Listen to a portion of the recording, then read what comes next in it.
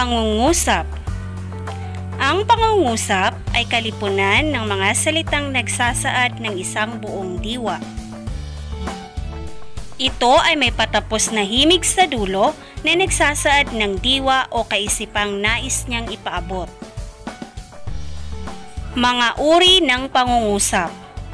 Una, paturol. Pangalawa, patanong. Pangatlo, pautos. At pang-apat, padamdam. Pangungusap na paturol. Ito ay nagsasaad ng katotohanan ng isang bagay o isang kaganapan o pangyayari. Nagtatapos ito sa bantas na tuldok. Halimbawa, ang mga kabataan ngayon ay mahilig magbulakbol. Pangalawa, ang EDSA Shrine ay dausan ng mga pag-aaklas. Pangalawa, pangungusap na patanong. Ito naman ay nagsasaad ng isang katanungan o pag-uusisa. Nagtatapos sa bantas na pananong. May 5 anyo ang pangungusap na patanong. Una, patanong na nasasagot ng oo o hindi. Halimbawa, matutuloy ka bang umalis bukas? Pangalawa, pangungusap na patanggi ang tanong. Halimbawa, ayaw mo pa bang kumain? Pangatlong anyo, nasa kabalikang anyo ang tanong. Halimbawa, sila ba ay magpapakasal na? Pang-apat na anyo, tanong na may karugtong o pabuntot. Halimbawa, manghihilot ang tatay mo, hindi ba? At ang pang-5 anyo ay gumagamit ng panghalip na pananong na sino, ano, saan at iba pa. Halimbawa, sino ang pinakamahusay na pangulo ng bansa para sa inyo? Ang pangatlong uri naman ng pangungusap ay ang pangungusap na pautos. Ito naman ay nagpapahayag ng utos o kahilingan. Nagtatapos din sa bantas na tuldok. Meron itong 2 anyo. Ang pautos na panang-ayon at pautos na pananggi.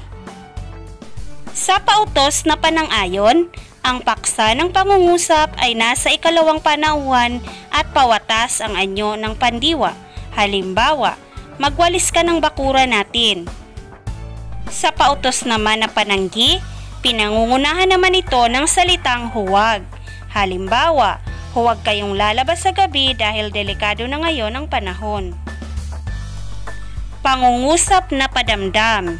Ito ay nagpapahayag ng matinding damdamin. Nagtatapos sa bantas na padamdam.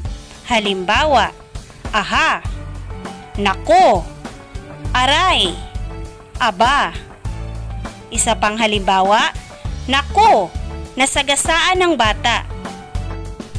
Dumako naman tayo sa kayarian ng pangungusap. Napapaloob dito ang payak, tambalan, hugnayan, at langkapan. Sa payak na kayarian, nagsasad ito ng isang diwa at nagtataglay ng iisang sugnay na nakapag-iisa.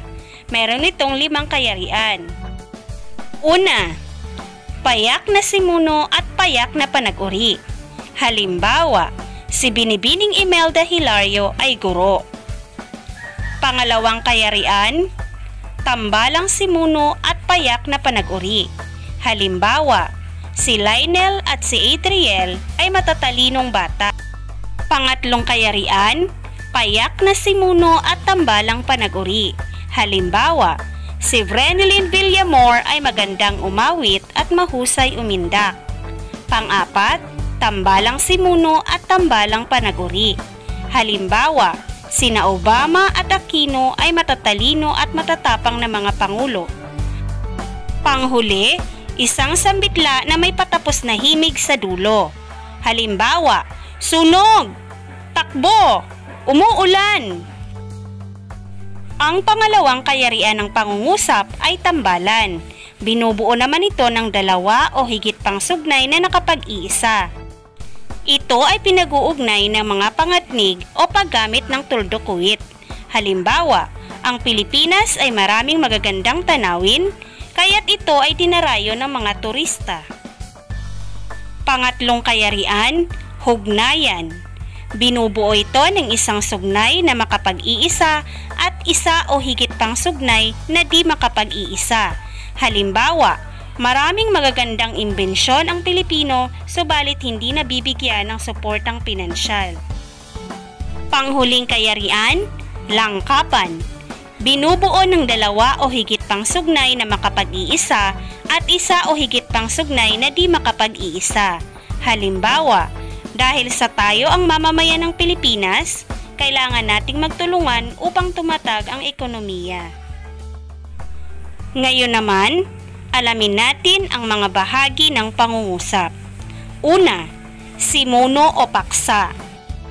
Ito ang bahaging pinag-uusapan o pinagtutuunan ng pansin sa loob ng pangungusap.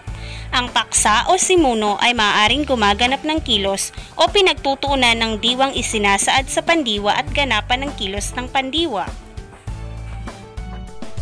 Halimbawa, naglalaro si Crisanto ng chess.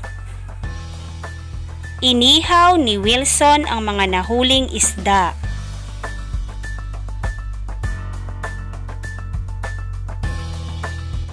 Ang ikalawang bahagi ay ang panag-uri. Ang bahagi ng pangungusap na kung saan ay nagbibigay ng kaalaman o impormasyon tungkol sa paksa. Ito ay maaaring, una, panag-uring pangalan. Halimbawa, bangus ang pambansang isda ng Pilipinas.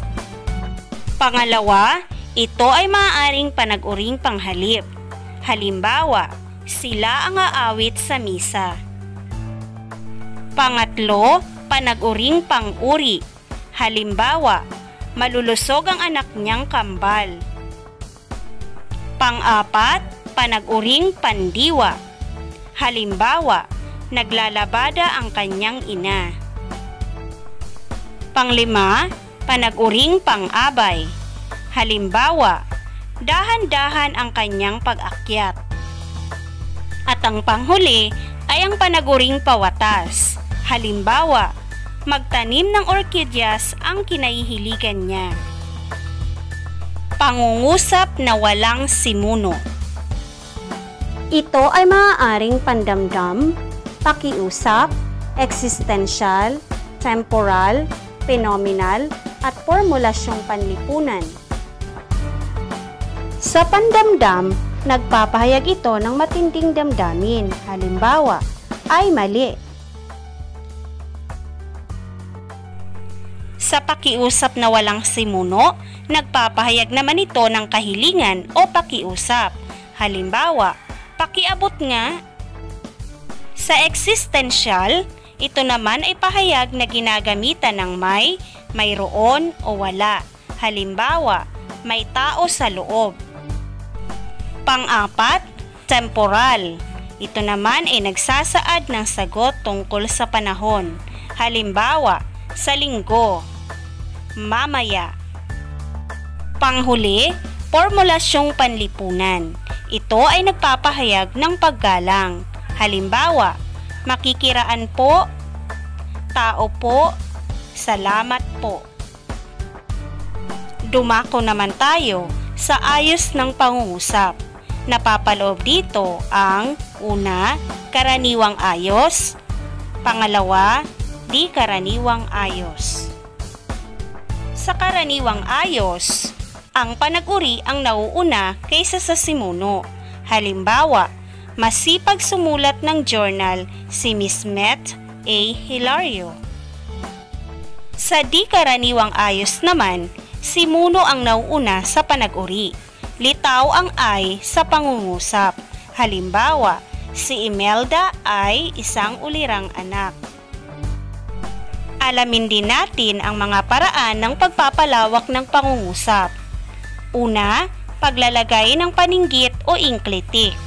Halimbawa, ang mag-aaral ay scholar na. Pangalawa, paggamit ng pang-uri bilang panuring. Halimbawa, ang matalinong mag-aaral ay scholar na. Panghuli, paggamit ng pang-abay bilang panuring.